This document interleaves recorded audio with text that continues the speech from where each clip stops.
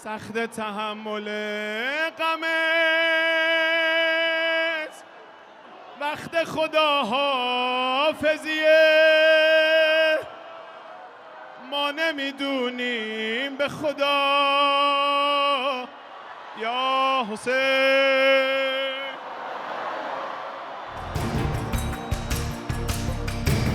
एक मंच जिसे फूलों से सजाया गया है। काले कपड़ों में उमड़ा लोगों का हुजूम उस मंच की ओर टकटकी लगाए देख रहा है और नारे ऐसे लग रहे हैं जैसे बेसब्री से किसी का इंतजार किया जा रहा हो। कुछ देर के बाद मंच पर एक ताबूत को लाया जाता है और ताबूत के आते ही लोग सिर्फ उसे छूने मात्र के लिए आगे की ओर बढ़ते हैं, अपने हाथ लंबे करते हैं और बैकग्राउंड में बज रहा है एक शोक संगीत। ये ताबूत किसी और का नहीं बल्कि ईरान के दिवंगत सुप्रीम लीडर इमाम सैयद अयतुल्लाह अली खामनेई का है। जी हाँ, खामनेई की मौत के बाद पहली बार उनके ताबूत को सार्वजनिक स्थान पर लाया गया है। ये देखते ही उनके समर्थकों में शोक की लहर दौड़ पड़ी और अपने दिवंगत रहबर की ताबूत की एक झलक पाने के लिए वे बेताब हैं।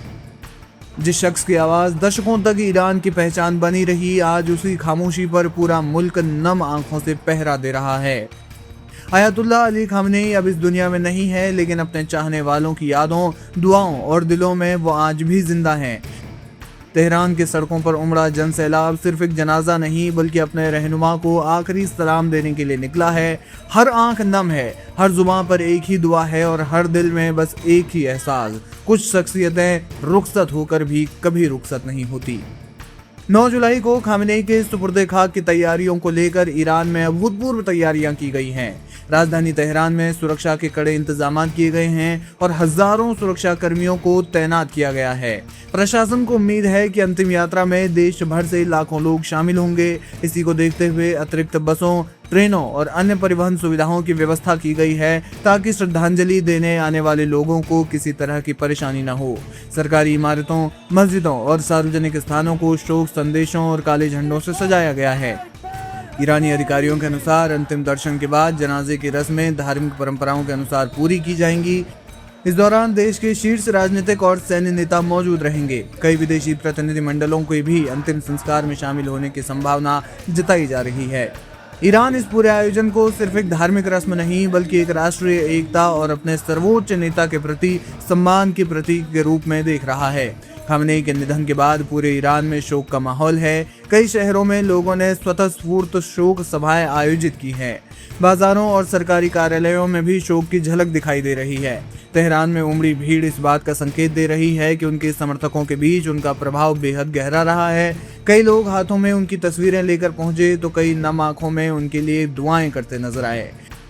इसी बीच ईरान की ओर से अमेरिका और इजराइल को कड़ा संदेश भी दिया गया है। ईरान के एक वरिष्ठ सैन्य कमांडर ने चेतावनी दी है कि अंतिम संस्कार के दौरान या उसके बाद अगर ईरान के खिलाफ किसी भी तरह की सैन्य कार्रवाई की गई तो उसका निर्णायक और करारा जवाब दिया जाएगा। ईरानी अधिकारियों का कहना है कि देश की सुरक्षा एजेंसियां पूरी तरह से सतर्क हैं और किसी भी संभावित खतरे से निपटने के लिए तैयार है।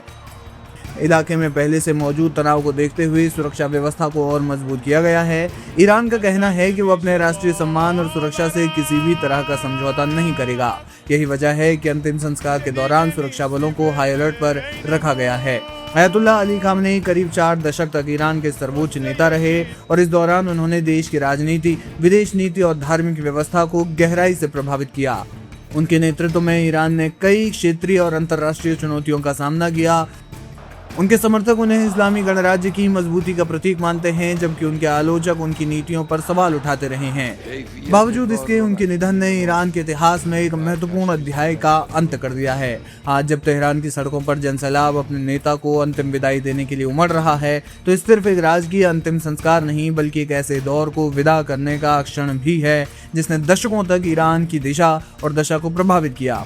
अपने समर्थकों की नज़र में खामनेई भले ही इस दुनिया से विदा हो गए हों, लेकिन उनकी यादें, उनके भाषण और उनका राजनीतिक प्रभाव लंबे समय तक ईरान की राजनीति और इतिहास में दर्ज रहेंगे।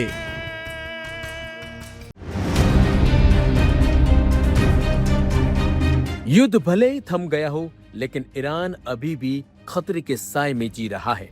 तेहरान से लेकर मशहद तक मातम पसरा है। पूरा देश अपने सबसे बड़े धार्मिक और राजनीतिक नेता अयातुल्ला अली खामनेई को आखिरी विदाई देने की तैयारी में जुटा है। लाखों लोगों के जनाजे में शामिल होने की उम्मीद है। दुनिया के कई देशों के प्रतिनिधि भी इस कार्यक्रम में पहुंचेंगे। लेकिन अंतिम संस्कार शुरू होने से ठीक पहले एक ऐसा फैसला सामने आया जिसने दुनिया भर का ध्यान अपनी तरफ खींच ही लिया। जिस शख्स को इस पूरे कार्यक्रम की अगुवाई करते हुए सबसे आगे होना चाहिए था, वही इस जनाजे में सार्वजनिक रूप से दिखाई नहीं देगा। आखिर इसकी वजह क्या है? क्या युद्ध खत्म होने के बाद भी ईरान को किसी बड़े हमले का डर सता रहा है? भारत में मौजूद ईरान के सर्वोच्च नेता के प्रतिनिधि ने इन सभी सवालों पर बड़ा खुलासा किया है। अमेरिका और इजराइल के साथ हुए भीषण संघर्ष के बाद अब ईरान अपने पूर्व सर्वोच्च नेता अयातुल्ला अली खामनेई के अंतिम संस्कार की तैयारियों में जुटा है। 4 जुलाई से अंतिम श्रद्धांजलि कार्यक्रम शुरू होंगे, जबकि 9 जुलाई को मशहद में उन्हें सुपुर्द खाक किया जाएगा। तेहरान, मशहद, कौम, तबरेज, इस्फहान और शिराज समेत पूरे ईरान में शोक का माहौल है। सड़कों पर खामनेई की तस्वीरें लगी हैं और लाखों लोगों के अंतिम यात्रा में शामिल होने की संभावना जताई जा रही है। इसी बीच सबसे बड़ा सवाल ये था कि युद्ध शुरू होने के बाद से सार्वजनिक रूप से नजर नहीं आए ईरान के नए सुप्रीम लीडर क्या अपने पिता के अंतिम संस्कार में दिखाई देंगे। अब इस सवाल का जवाब सामने आ गया। भारत में ईरान के सर्वोच्च नेता के प्रतिनिधि अयातुल्ला हकीम इलाही ने इंडिया टुडे से बातचीत में बताया कि मुस्तफा खामेनेई अपने पिता के अंतिम संस्कार के किसी भी सार्वजनिक कार्यक्रम में शामिल नहीं होंगे। उन्होंने कहा कि यह फैसला पूरी तरह सुरक्षा एजेंसियों की सलाह पर लिया गया है। अयातुल्ला हकीम इलाही के मुताबिक मुस्तफा खामेनेई खुद चाहते थे कि वह अपने पिता के जनाजे की अगुवाई करें और अंतिम नमाज में सबसे आगे खड़े हो, लेकिन ईरानी सुरक्षा एजेंसियों ने इसकी अनुमति नहीं दी। आज की आधुनिक तकनीक के दौर में किसी भी सार्वजनिक कार्यक्रम में मौजूद व्यक्ति की लोकेशन और गतिविधियों को आसानी से ट्रैक किया जा सकता है। ऐसे में नए सुप्रीम लीडर की सुरक्षा से कोई समझौता नहीं किया जा सकता। सवाल उठता है कि आखिर इतना खतरा क्यों? दरअसल युद्ध खत्म होने और संघर्ष विराम लागू होने के बावजूद अमेरिका, इजराइल और ईरान के बीच भरोसे की कमी अभी भी बनी हुई है। इसी वजह से ईरान की सुरक्षा एजेंसियां किसी भी तरह का जोखिम लेने के मूड में नहीं है। ईरान की ओर से पहले भी ये संकेत दिए जा चुके हैं कि मुस्तफा खामेनेई अभी भी उनके संभावित निशाने पर है। ऐसे में उनकी सार्वजनिक मौजूदगी सुरक्षा एजेंसियों के लिए बड़ी चुनौती मानी जा रही है। रिपोर्टों के मुताबिक फरवरी में अमेरिका और इजराइल के संयुक्त हमले में अयातुल्ला अली खामेनेई की मौत हुई थी। उसी हमले में मुस्तफा खामेनेई भी घायल हुए थे। इसके बाद से वे सार्वजनिक तौर पर नजर नहीं आए।